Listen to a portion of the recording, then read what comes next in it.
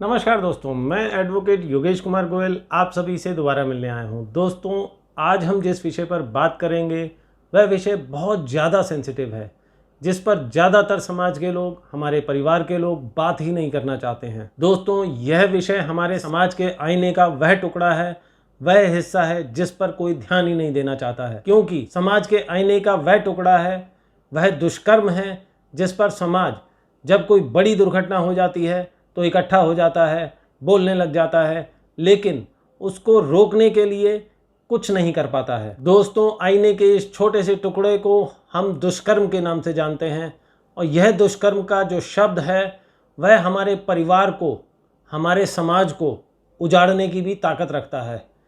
इस शब्द का नाम है रेप, यानी बलात्कार। दोस्तों, आप और हम रोज अखबारों में, न्यूज़ चैनलों पर, सोशल मीडिया में, व्हाट्सएप पर, दुनिया भर के ऐप्स पर कोई ना कोई, कहीं ना कहीं, किसी ना किसी तरह की रेप की दुर्घटनाओं के बारे में सुनते हैं, इस दुष्कर्म के बारे में सुनते हैं। लेकिन हमारे देश में इस दुष्कर्म को रोकने के लिए कानून भी है, बहुत सख्त कानून है, जहां पर एक रेपिस्ट को फांसी की सजा भी दी जाती है। और कई न्यूज़ तो इतनी खतरनाक होती हैं, खतरनाक कहने का मतलब है इतनी भयानक होती हैं, कि जहां पर बच्चियों के साथ रेप होता है, जो हमारे समाज के लिए काला धब्बा है। जब भी हम इस तरह की कोई भी न्यूज़ सुनते हैं तो एक आम आदमी अंदर तक झुंझला जाता है और यह महसूस करता है कि कानून है या नहीं। दोस्तों, आपने कई बार सुना होगा कि कई देशों में बलात्कार यानी रेप की सजा मौत है, यानी कि फांसी है।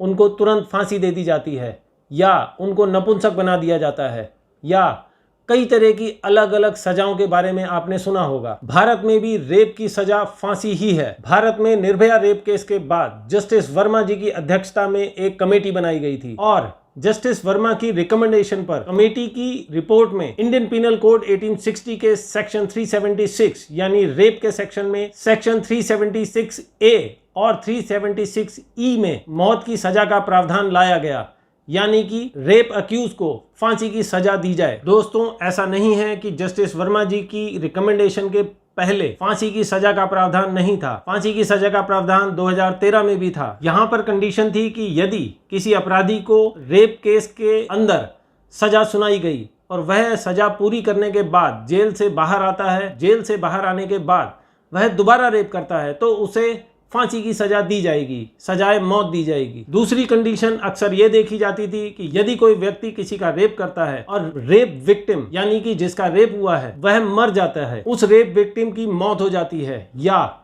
वह रेप विक्टिम इस हालत में हो जाता है कि वह बिस्तर से नहीं उठ पाता है, तो उस रेप एक्यूज को फांसी की सजा का प्रावधान है। दोस्तों, हमारी भारत सरकार बार बार रेप कानून को और सख्त बना रही है, लेकिन इसके बावजूद भी रेप केसेस नहीं रुकते हैं।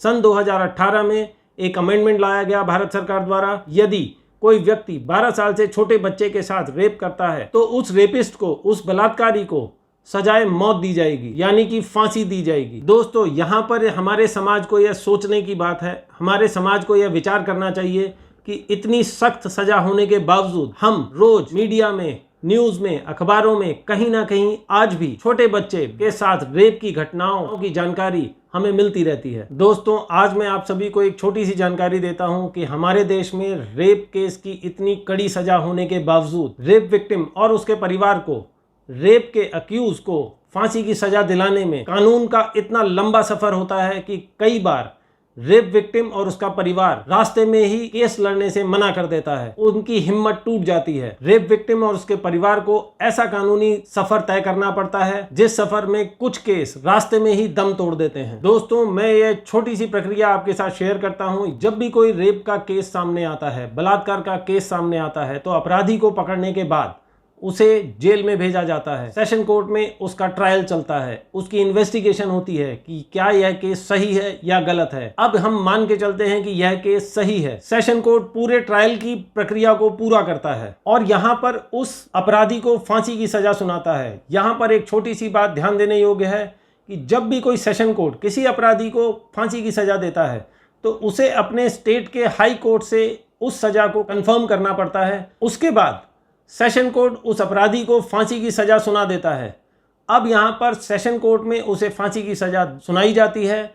यहाँ पर बलात्कारी के पास एक अधिकार होता है, वह उस सजा के अगेंस्ट में अपने स्टेट के हाई कोर्ट में अपील करता है। मान लीजिए यहाँ पर स्टेट के हाई कोर्ट ने उसकी सजा बरकरार रखी जो सेशन कोर्ट ने उसको दी थी। हाई कोर्ट से फांसी की सजा कंफर्म होने के बाद अपराधी यानी बलात्कारी सुप्रीम कोर्ट में एक अपील दायर करता है, जहां पर सुप्रीम कोर्ट उस अपील को सुनता है और यदि सुप्रीम कोर्ट अपनी सुनवाई में फांसी की सजा को कंफर्म कर देता है तो यहां पर बलात्कारी एक रिव्यू पिटीशन लगाता है सुप्रीम कोर्ट में और उस रिव्यू पिटीशन में भी माननीय सुप्रीम कोर्ट द्वारा उसकी फांसी कंफर्म कर दी जाती है। उसके बाद अपराधी उसी सुप्रीम कोर्ट में एक क्यूरेटिव पिटीशन लगाता है, जहां पर मान लीजिए कि सुप्रीम कोर्ट ने उसकी फांसी बरकरार रखी तो यहां पर अपराधी के पास एक आखिरी रास्ता होता है कि वह पार्डन पिटीशन लगाएगा, क्योंकि फांसी की सजा को माफ करने का हक हमारे भारत देश में सिर्फ और सिर्फ राष्ट्रपति महोदय के पास है। यदि राष्ट्रपति महोदय उस एप्लीकेशन को रिजेक्ट कर देते हैं, उसकी पार्डन पिटीशन को रिजेक्ट कर देते हैं, तो उस अपराधी को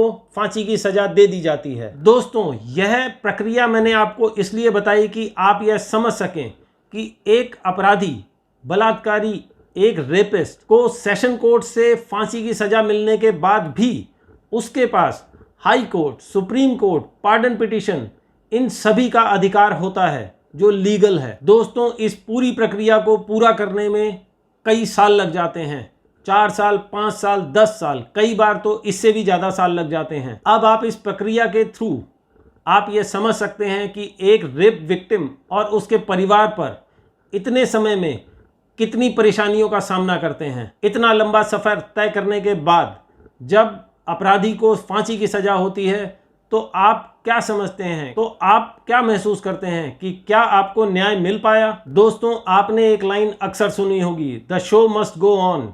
आप हो या ना हो, हमेशा शो चलता रहता है। दोस्तों, यहाँ मैं एक छोटी सी चीज़ कहना चाहूँगा कि हो सकता है कानून की इतनी लंबी प्रक्रिया होने के बाद, इतना लंबा ट्रायल होने के बाद, एक बलात्कारी को, एक रेपिस्ट को जब फांसी की सज़ा होती है तो उसका क्या मतलब रह जाता है।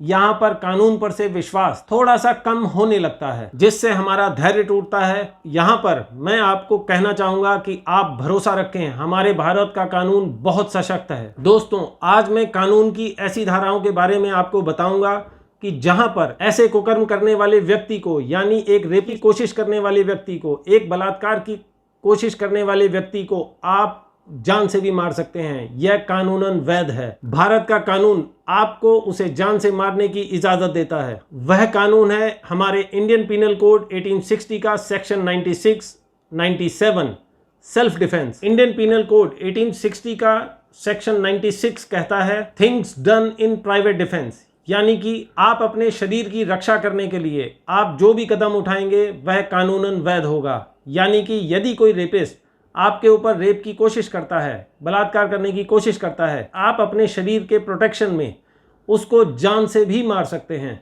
वह अपराध नहीं होगा। इंडियन पिनल कोड 1860 सेक्शन 97 कहता है right to private defence of the body and of property. इसका मतलब है कि यदि आप और हम अपने शरीर को बचाने के लिए या किसी और के शरीर को बचाने के लिए अपराधी को जान से भी मार सकते हैं, यह आपका अधिकार है। Right to kill and this is a moral side of murder. दोस्तों, यहां मैं दोबारा से क्लियर कर देता हूं, यदि कोई व्यक्ति किसी का रेप अटेम्प्ट करने की कोशिश करता है, यहां पर मैंने वर्ड इस्तेमाल किया है अटेम्प्ट, यानी कि रेप अभी हुआ नहीं है, तो वह लड़की उस रेप अटेम्प्ट करने वाले व्यक्ति को जान से भी मार सकती है। या मान लीजिए जिस पर रेप अटेम्प्ट हो रहा है वह छोटा बच्चा है, वहां से कोई राहगीर गुजर रहा है, तो वह राहगीर उस घटना को देखकर जो भी रेप अटेम्प्ट करने की कोशिश करता है उसको जान से मार सकता है। यहां पर इंडियन पिनल कोड 1860 का सेक्शन 100 आपको बताता है when the right of private defense of the body extends to causing death such an assault as may reasonably cause the apprehension that पहला, वह हमला जिसमें आपको लगता है कि उस व्यक्ति की मृत्यु हो सकती है, an assault with the intention of committing rape. Fourth, an assault with the intention of gratifying unnatural lust. Fifth, an assault with the intention of kidnapping and abducting. दोस्तों, आज आप सभी से मेरा एक छोटा सा सवाल है, एक बलात्कारी को मारने का प्रावधान यानी कि उसे जान से मारने का प्रावधान कानून में 1860 से है। लेकिन जानकारी ना होने की वजह से आज भी 2020 में भी हम बलात्कार के केसों को अपने सोशल मीडिया में, अखबारों में, मैगजीन्स में सुनते हैं। दोस्तों, मैं अक्सर कहता हूं नॉलेज इज पावर। यदि आपको किसी काम की जानकारी है तो वह आसान हो जाता है। दोस्तों, मैं यह आपको कह सकता हूं कि कुछ हद तक इस कानून की जानकारी आपके पास नहीं थी।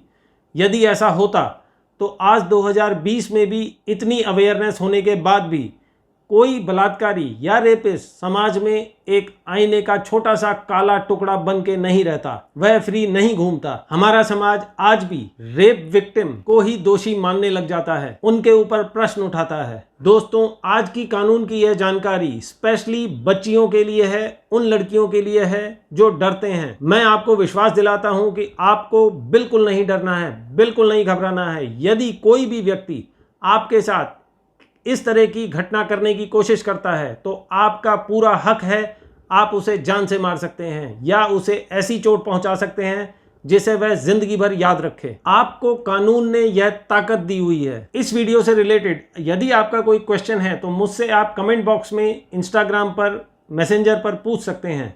मैं आपके प्रश्नों का जवाब जरूर दूंगा और आशा करता हूं कि इस जानकारी के बाद सोशल मीडिया में, अखबार में या किसी भी तरह की मीडिया में शायद आधा % की भी कमी आई तो मैं अपने इस प्रयास में सफल रहूंगा। तो दोस्तों, हमारे चैनल को सब्सक्राइब करें, बेल आइकन की घंटी बजाकर ऑल पर क्लिक करें जिससे हमारे वीडियो के नोटिफिकेशंस आप तक पहुंचें। इस वीडियो को ज़्यादा से ज़्यादा शेयर करें जिससे हमारे देश की बच्चियों, लड़कियों पर कोई भी बुरी नज़र डालने से बचे। मैं आपसे बार बार मिलूंगा, कानून की छोटी छोटी जानकारियाँ आपको देता रहूँगा। हम दोबारा मिलेंगे। धन्यवाद।